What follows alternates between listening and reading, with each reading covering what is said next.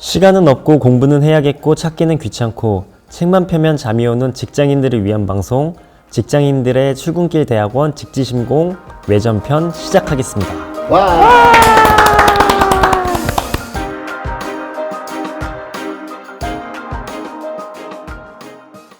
안녕하세요, 쿵입니다. 네, 나그네입니다. 반갑습니다. 스텔라입니다.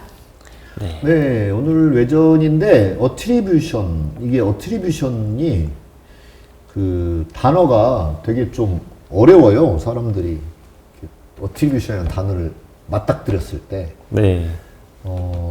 어트리뷰트 하면 탓으로 돌리다 약간 이런 뜻이 나오잖아요. 네. 또 특성 뭐 이렇게 돼 있으니까 이걸 어떻게 번역해서 써야 되나 애매하신 경우가 있는데 또 번역은 귀인 이렇게 돼서 또 어려운 말이더라고요. 그렇죠. 귀인이란 말도 되게 이게 그러니까 원인이 돌아간다 이런 뜻인데 평소에 안 쓰는 말이니까 네. 일단 되게 어렵게 들립니다. 그래서 이걸 좀 설명드리면 좋겠다. 그리고 지난번에 우리 다루었던 그 리더 멤버 릴레이션십에서 이 관계가 어떻게 진전되고 발전되는가에 있어서 이 어트리뷰션이 되게 중요한 요소로 이렇게 등장하거든요.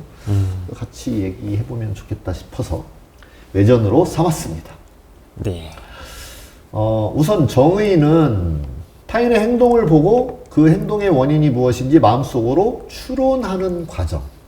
이게 뭐뭐 때문이다, 뭐뭐 때문 아닐까 이렇게 생각하는 과정을 어트리뷰션이라고 한다. 그러니까 저 사람이 왜 저 행동하지라는 건가요? 그렇지. 그런데 거기에서 그걸 내가 이렇게 추론해보는 거예요. 근데 추론을 하는데 이 추론이라고 하는 게 늘 오류를 범한다라는 게 문제죠. 그래서 어트리뷰션 에러가 흔히 발생합니다. 그리고 그 에러가 관계를 악화시키거나 에러니까 악화시키는 쪽으로 작동한다 이렇게 보는 거죠. 네. 되게 실제로 흔한 일이에요. 지금 이 직지신공 녹음할 때 쿠가 막 웃으면서 말씀하실 때 제가 어트리뷰션 했을 때는 신나서 말씀을 하고 있으시니 열심히 동조를 해야겠다 이렇게 해석을 할 수 있는데 알고 봤더니 쿠의 속마음은 스텔라 빨리 내가 너무 말을 많이 하고 있으니 내 말을 적절하게 치고 들어와줘 라고 일 수도 있다. 그래서 이럴 때는 어트리뷰션 에러가 발생하는 거죠. 약간은 뉘앙스가 좀 다르긴 한데 네. 한번 들어가 봅시다. 되게 좋은 그 오. 에피소드를 등장시켰어요. 네. 네네. 네, 어쨌든 저 사람이 어떤 행동을 했을까 그것에 대하여 심리적인 원인을 이렇게 배분하는 과정이다 이렇게 하는데 그 배분에 크게 두 가지가 있어요. 이 어트리뷰션에 관련된 그 개념 설명에서는 첫 번째가 내적 귀인이에요. 그 행동 이유를 그 사람의 성격, 태도, 능력, 의도 때문이라고 보는 거. 그러니까 지금 얘기한 건 이제 내적 귀인 중에 이쪽이냐 저쪽이냐를 지금 얘기한 거잖아요. 그럼요. 근데 대부분 이 어트리뷰션과 관련해서는 내적인데 외적으로 보거나 외적인데 내적으로 보는 오류를 많이 범하는 게 있습니다. 그러면 내적 통제, 외적 통제 그 개념과 연결이 되겠군요. 그거와도 상당히 연결이 되죠. 네. 그 다음에 이제 외적 귀인은 뭐냐면 어떤 행동의 이유를 상황, 맥락, 환경, 요인 때문이라고 보는 거예요. 그래서 지각했어요. 그러면 귀인이 뭐예요? 어트리뷰션이. 이제 보통은 차가 밀려서 늦었다. 그거가 뭐냐면 외적 귀인으로 보는 거잖아요. 네네. 환경의 탓으로. 네. 근데 이제 보통 리더들은 어떻게 봐요? 그러면 더 빨리 나왔어야지. 더 이렇게 그렇지. 준비를 태도를 미리 보는 하는 거예요. 내적 준비 자세가 잘못된 태도 때문이다. 이렇게 보는 거죠. 네. 그래서 거기서 그게 차이가 나는 거를 이제 오류다. 이렇게 얘기할 수 있죠. 그리고 늘 이렇게 어트리뷰션이 그런 차이가 나는 경우들이 많다. 그러면 그거를 내가 어떻게 한 거예요? 내가 추론하고 추정한 거잖아요. 네. 그러니까 괜한 오해를 하고 거기서 이제 대화를 할 때 추론을 내적으로 추론한 사람은 뭔가 훈계하고 싶고 태도를 바꾸는 그런 대화를 주제로 삼을 거잖아요. 네, 왜냐면 저 친구는 게으른 친구가라고 생각을 네네. 할 테니까. 네네. 네. 근데 이게 귀인이 외적으로 있었을 수도 있는 거죠. 예를 들어 그 요즘 실제로 지하철에서 많은 시위가 있다 보니까 그쵸. 그런 것 때문에 그쵸. 늦을 수도 네, 있고. 네. 네. 그러면 그런 것들을 묻지도 따지지도 않고 나의 태도만을 뭐라 하는 상사와 리더와 릴레이션십이 잘 생기겠느냐. 이렇게 연결이 되는 거죠. 음. 네, 그래서 이 개념을 알고 그걸 메타인지를 해낼 때, 내가 또 이번 상황에 대하여 내가 또 내적 귀인으로 몰고 가는 걸 같네라고 내가 메타인지를 하는 리더라면 이쪽 저쪽을 다 물어볼 수 있죠. 다 확인할 수 있죠. 근데 마찬가지로 이것도 굉장히 어렵다는 생각이 드는 게 어떻게 보면 외적 요인을 어떻게 보면 크게 영향받지 않을 정도로 미리 준비를 한다던가 성실성을 발휘할 수 있는 그런 경계에 또 내적 요인이 같이 작동을 맞아요. 하는 것 같아요. 맞아요. 그래서 어려운 것 같아요. 네. 그래서 그게 레디컬 캔더에서 보면 그냥 공감하고 좋은 말만 해주는 게 좋은 건 아니다. 그거는 되게 무책임한 그 파괴다라고 이야기하거든요. 그래서 왜? 파괴적 공감이라고 하죠. 네. 그래서 진짜로 본인이 반성하고 뭔가 태도를 개선해야 될 기회를 자꾸 놓치는 거죠. 그때마다 좋은 말만 해주니까. 근데 반대로 그 내적 요인이 아님에도 불구하고 외적 요인임에도 불구하고 자꾸 내적 요인으로 몰고 가게 되면 반대로 하게 되면 어쨌든 너무 나를 너무 몰아붙이네, 왜 나를 나쁜 사람으로만 보지, 이렇게 모든 게 다 내 잘못이라고만. 그렇죠. 네. 그렇게 되는 게 있잖아요. 그래서 두 개의 균형을 잘 살필 수 있어야 된다. 그래서 내적 귀인으로 보면 이제 불신으로 이어지는 경우가 많은 거예요. 근데 이제 외적으로 보면 공감할 수 있는 여지가 더 커지는 거죠. 그래서 평소에 내가 공감을 잘 못하는 리더다라는 지적을 받고 있다면 이제 뭔가 내적 귀인을 좀 더 적극적으로 해볼 필요가 있을 거고, 또 반대로 넌 사람이 물러 터졌어, 그래가지고 리더가 되겠어? 뭐 그래가지고 조직의 성과를 낼 수 있겠어? 라고 한다면 또 반대로 그런 내적 귀인을 좀 더 잘 들여다봐야 될 필요도 있는 거죠. 뭐 이렇게 막 기계적으로 뭐 할 건 아니지만 어쨌든 우리가 이 개념을 알면 응용할 소지가 많다. 그런 거죠. 그래서 그 다음에 이제 그 귀인 오류가 이제 몇 가지가 있어요. 그래서 타인의 행동의 원인을 잘못 해석하는 인지적 오류이고요. 여기에는 이제 인지적 평가, 우리가 어떤 사람에 대하여 감정이 생긴다는 것은 그 사람에 대한 인지적 평가 때문이다. 그러면 예를 들어서 누군가가 지각한 사람이 생겼어요. 그럼 감정이 먼저 올라오고 욱 한다거나 뭐 화가 난다거나 뭐 이런 이제 감정이 생기잖아요. 그랬을 때 그거를 내적 귀인으로 보았다면, 제가 태도가 불량해서 그래, 지난번에도 한번 지적했는데 이번에 또 그걸 고치지 않고 그러네? 그러면 상사의 말을 무시하는 태도를 가졌군 하면서 또 하나 더 보태게 되고, 그렇게 되게 되면 이제 이게 계속 이제 체계적인 왜곡들을 해나가게 되는 거죠. 네, 그렇게 되면 실제로 그 문제를 해결하는 데서 실패할 수가 있다. 그리고 상황이 악화될 수가 있다. 그렇게 볼 수 있죠.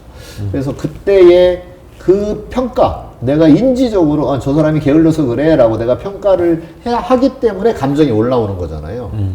그래서 그런 인지적 과정을 내가 좀 더 면밀하게 메타인지해서 그 인지적 프로세스를 좀 이렇게 조율하고 균형을 맞추는 노력이 필요하다. 이게 리더의 길이다. 이렇게 이야기할 수 있죠. 그리고 약간 이야기를 들으면서 든 생각이, 사람들 성향마다 내적 요인으로 더 집중하는 사람이 있고 외적인 요인으로 집중하는 사람이 경향이 있는 것 같아요. 그래서 이거를 일부러 의도적으로 균형 있게 생각하는 맞아요. 게 필요하지 않을까. 근데 이 연구가 있는지 없는지 모르지만 왠지 네. 그냥 짐작해보면 T는 전부 내적 요인으로 할 것 같고 F는 외적 요인으로 볼 가능성이 높다. F들이 좀 따뜻하잖아요. 그렇죠, 그렇죠.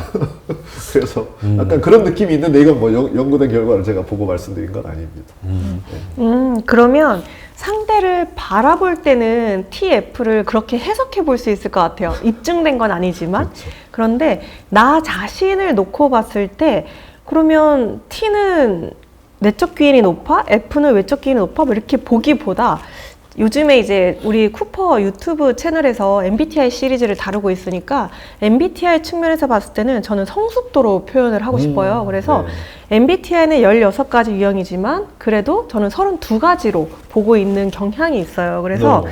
성숙도가 높다라고 하면 사고형이냐 감정형이냐 관계없이 이제 내가 나를 바라볼 때 내적 귀인을 조금 더 하는 편이고 내가 어떤 반성을 해야 되지 않을까? 나의 탓이 있지 않을까? 라고 보는 편이고 성숙도가 낮은 유형이라면은 반대로 이제 외부 귀인을 하는 경우가 높겠다. 네. 좀 이렇게 좀 경험적으로 보는 것 같아요. 맞아요. 이 또한 연구 결과가 나온 건 없습니다. 네. 그러니까 이런 프레임들을 갖고 있는 게 좋다는 거죠. 네. 그래서 뭐 약간 경험적으로 보면 이제 귀인 오류가 흔히 이제 크게 한 5가지 정도 이렇게 이야기를 하고 있는데 첫 번째 가장 흔한 게 이제 Fundamental Attribution Error인데 근본 귀인 오류 이렇게 부릅니다.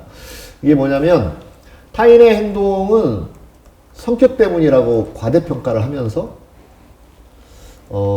타인의 행동을 이제 성격 때문이라고 과대평가하고 상황 요인은 과소평가하는 경향.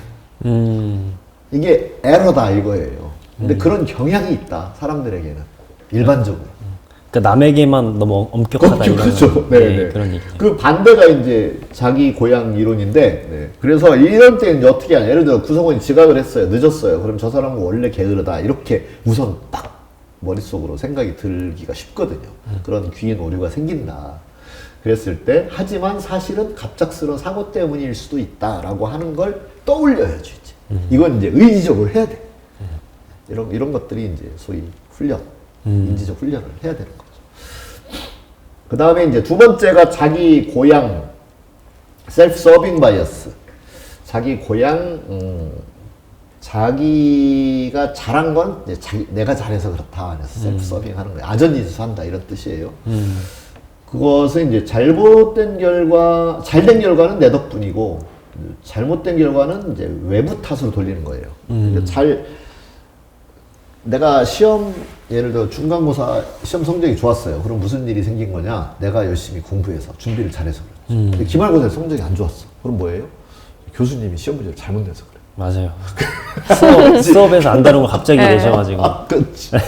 그렇게 생각하는 그쵸. 게 셀프 서빙 바이어스다. 그 조직에서 컬처 서베이 점수가 우리 조직이 좋으면 리더인 내가 잘해서 그렇고 그렇지. 컬처 서베이 점수가 낮으면 구성원들이 잘못 평가한 네, 거다. 아니면 그 통계가 잘못된 거예요. 아니 설계가 잘못된 거예요. 그치. 네. 그리고 조직 상황이 안 좋아서 구성원이 이렇게 평가했어. 이렇게 되는 거죠. 이게 너무 저의 경험적으로 워크숍 경험적으로 굉장히 맞는 많습니다. 이론인 것 같아요. 굉장히 네. 많습니다. 저희 조직 진단 워크숍이나 서베이 하다 보면 진짜 저는 전부 거의 100% 나는 잘하고 있는데 팀이나 조직은 비교적 이제 못한다 이렇게 이제 경향이 나오잖아요. 네. 그러니까 이제 팀이나 조직은 잘하고 있는데 내가 부족하다라고 나오는 응답 패턴보다는 나는 잘하고 있는데 팀이나 조직이 못하고 있다라고 응답하는 게 많다라는 게 딱 이 맥락이지 않을까. 네. 네. 그래서 특히나 리더십 평가 시즌 혹은 이제 업무 평가 시즌 그때 이 자기 고향적 편향이 많이 나타나는 경향이 있다.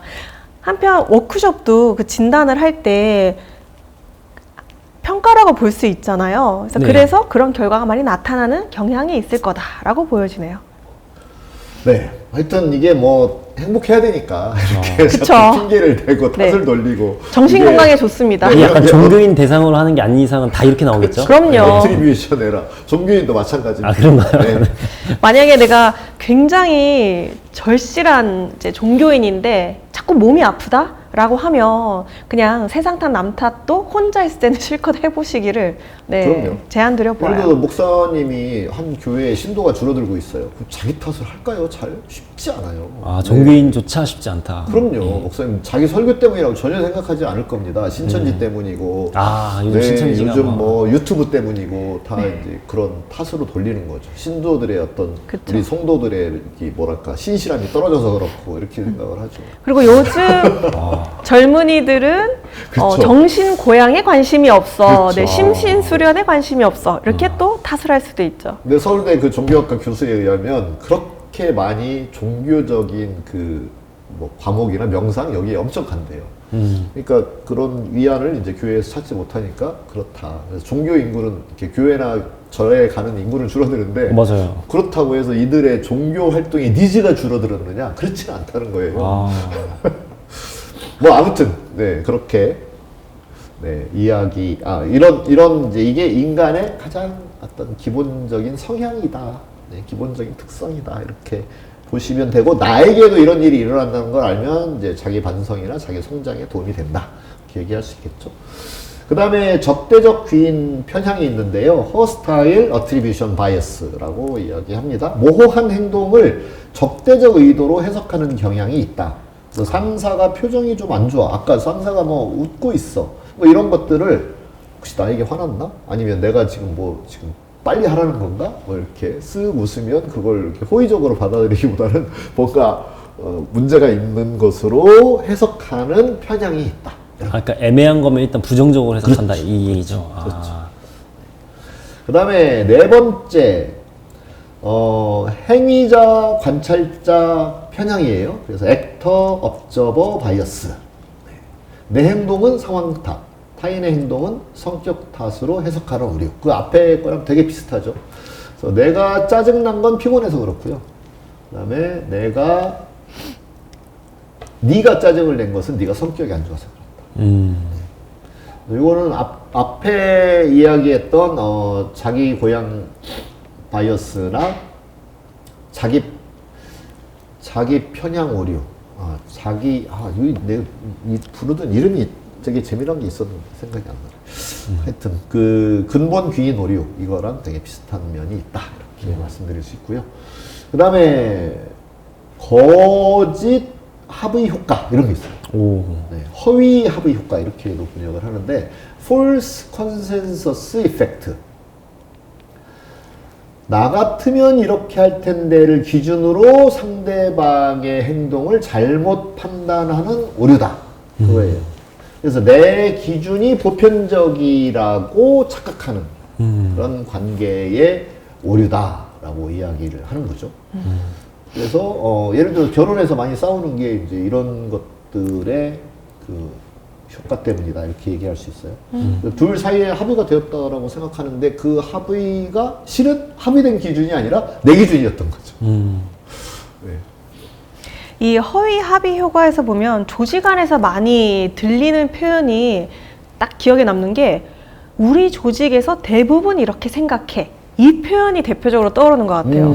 그리고 뭐 만약에 제가 다른 조직과 같이 대화하는 장면이다 그러면 저희 동료가 이렇게 얘기한 거죠. 저희 회사에서는 다 이렇게 생각하거든요. 그러면 제가 생각이 다를 때 가끔 표현해요. 아 그렇게 생각하셨어요? 근데 저는 좀 다른 의견이 있는데 이렇게 표현을 해서 되게 너도 나랑 같은 생각이잖아 이렇게 동조를 요할 때 그때 허위 합의 효과가 많이 쓰이는 것 같아요. 그래서 저는 특히 조직 안에서 누군가가 제가 다른 사람들 얘기 들어봤는데 다들 이렇게 생각한다고 하더라고요 라고 저한테 뭔가 말을 할 때에는 앞에 다른 사람이 라는 표현을 빼고 들어요. 본인이 저렇게 말하고 싶구나. 네. 나는 그렇게 생각하는구나. 나는 이렇게 생각해라고 상대방이 아니 누가 그렇게 말하더라고요 라고 표현을 저한테 한다면 앞에 말하더라고요를 빼고 제 말이에요 이렇게 제가 다시 해석해서 듣는 경향이 있어요. 예, 그게 더 이렇게 되게 그런 인지평가 오류 인지상의 오류를 줄이는 귀인 오류를 줄이는 좋은 방법인 거죠. 그렇죠. 하나의 팁인 거죠. 네, 그래서 어떻게 보면 셀프 나름의, 통역하는 거죠. 강한 주장을 하신 거죠, 그분. 그럼요. 자기 네. 주장을. 네. 보통 사람들은 이제 자신의 경험을 기준으로 삼기 때문에 그것이 다른 사람도 그럴 것이다라는 이제 확장적 오류가 생기는 거고요. 그래서 또 그게 나만 그런 게 아니라 다들 그렇게 생각한다고 할 때 내가 좀 편안하니까 그렇게 그런 오류가 생겨난다고 설명을 하고 있고 그리고 또 합의가 있다고 믿을 때 불확실성이 줄어들기 때문에 사람들은 불안하고 불확실한 걸 되게 싫어하고 빨리 이제 확실한 걸 찾으려고 하다 보니 다른 사람도 그렇다라는 그런 착각을 혼자 불러일으키게 된다. 그리고 나의 주장에 무게감을 실으려면 그렇죠. 타인의 동조, 그 굉장히 중요하거든요. 네. 그 대표적인 정치권에서 많이 쓰는 표현이 국민이 이거를 원합니다. 그래서 그 맞아요. 뉴스에서 다양한 정치인들의 다양한 정당의 발언을 듣다 보면은 각자 지금 다른 국민을 얘기하는 걸 수 있겠다라고 해석하기도 해요. 예. 같은 국민이지만. 그래서 이 이제 어트리뷰션 에러의 이제 실무적인 어떤 유용함이 뭘까 이렇게 생각을 해보면 우리는 타인의 행동의 원인을 잘못 해석하는 오류가 있다. 매우 흔하다. 예, 그러니까 어떻게 해야 돼요? 좋은 관계를 유지하고 또 리더가 리더십을 제대로 발휘를 하려면 이 귀인 오류를 줄여가야 될 거잖아요. 네. 그래서 우선은 이 개념을 아 그렇구나 나에게도 그런 일이 있겠구나 그런 걸 우선 이해를 하는 게 좋고 구체적으로 행동을 할 때 아까 그 스텔라가 예시를 들어준 것도 되게 중요한데 우선 구성원의 어떤 말이나 행동을 보고 그게 사실이다 성급하게 이렇게 생각하지 말자. 이게 제가 F4K 리더십에서도 주장하는 건데 여기에는 반드시 내가 해석한 거잖아요. 그렇다는 걸 그럼요. 알아야 되는 거다. 내가 해석했다는 걸 일단 알자. 그래서 왜 저렇게 행동했을까라고 하는 것을 한 번 더 질문을 해서 추측하지 말고 확인해보자. 직접 물어보는 것도 좋고 자기 내면에 한 번 더 질문을 던져서 아 A도 가능하고 B도 가능하겠구나. 이 가능성을 열어놓고 보자. 단정 짓지 말고. 이런 게 되게 중요하겠죠. 네, 어떻게 보면 저희가 되게 핵심적으로 다루는 개념 중에 하나가 에포케인데 그 판단 유보라는 게 오늘 귀인이랑 같이 연결지어 보면은 그렇죠. 이렇게 내적이든 외적이든 어느 하나에 이렇게 빠르게 오류에 범하지 말고 둘 다 열어놓고 보자 이렇게도 표현을 해볼 수 있을 것 같아요. 그게 심판의 연기라고 말할 수 있잖아요. 네, 그렇게 연결된다고 할 수 있어요. 네. 그리고 이제 첫 만남, 첫 2주, 첫 90일 이렇게 좀 특별 관리 좀 두고 보는 거죠. 그러니까 신입사원이 들어왔는데 딱 첫인상 보고 단정 짓지 말고 그렇게 구분해서 한번 다시 재평가를 하는 노력을 일부러 기울이면 좋겠다. 그 다음에 감정이 생겼을 때 그거를 관계의 정보라고 보고 그 감정을 문제라기보다는 메시지로 해석을 해내자. 그러면 그 감정 속에 담겨 있는 어떤 인지적 평가 요소들이 있을 거잖아요. 그런 부분들을 재점검하는 게 좋다. 이렇게 이야기할 수 있겠네요. 그리고 정기적으로 한번 상태 점검을 하고 그리고 우리 전에 롤 시어리에서 얘기했던 그 역할 기대 요거를 확인해 볼 필요가 있다. 명확히 해서 명확히 하고 확인할 필요가 있다. 그런 거고요. 그리고 구성원이 이제 침묵을 했을 때 그걸 또 쉽게 동의라고 생각하지 않고 어떤 신호다. 침묵은 어떤 신호다. 그럼 저게 무슨 신호일까? 그러면 내가 우선 균형 있게 양쪽으로 다 추정해보고 안 되면 직접 확인해서 물어보고 이런 것들입니다. 그래서 결론적으로 보면 굉장히 많이 열린 대화가 필요하다라는 것을 알 수 있겠죠. 그래서 내가 판단하는 것이 내가 굉장히 성실하고 진심이겠지만 인간의 인지적 프로세스는 항상 착각과 오류가 생길 수 있으니 그 점에 있어서 겸손하게 열어놓고 다시 한번 해석하고 재확인하는 것이 필요하다. 그 확인의 과정이 퍼실테이션, 대화 이런 것들이다. 이렇게 말할 수 있겠네요. 그런 면에서 이 어트리뷰션과 이 어트리뷰션 에러가 앞에 다뤘던 롤 티어리랑 굉장히 연결되는 지점이 하나 보이는데 우리가 쉽사리 판단을 하는 게 TMT 안에서 임원들 간의 갈등이 발생했을 때는 그거를 성격 문제로 해석을 하는 경우가 또 제법 있을 것 같아요. 그런데 그게 성격 문제로 해석을 자연스럽게 될 테지만 역할 갈등으로 다시 한번 본다면 구조적인 역할 그리고 기대의 오해 그것도 있고 그렇죠. 네 그리고 구조적으로 우리가 영업부서와 생산부서는 충돌이 생길 수밖에 없잖아요. 충돌하라고 만들어 놓은 그럼요. 네, 그리고 KPI가 충돌하기도 하고 역할이 충돌하기도 해서 그래서 구조적으로 발생할 수밖에 없는 갈등인 건 아닐까 이렇게 바라보는 관점도 하나 필요할 것 같아요. 네. 그래서 이제 HR이나 OD를 담당하는 사람조차 본인에게도 이런 귀인 오류가 늘 생길 수 있다는 것을 알고 그게 나의 해석임을 이해하면서 해석을 조금 미루고 다시 생각해보고 이런 것들이 필요하겠죠. 네. 그러면 어트리뷰션에 대한 이 외전편은 여기까지 이야기를 나눠보고요. 여기서 마치도록 하겠습니다. 청취해 주셔서 감사합니다. 감사합니다. 감사합니다.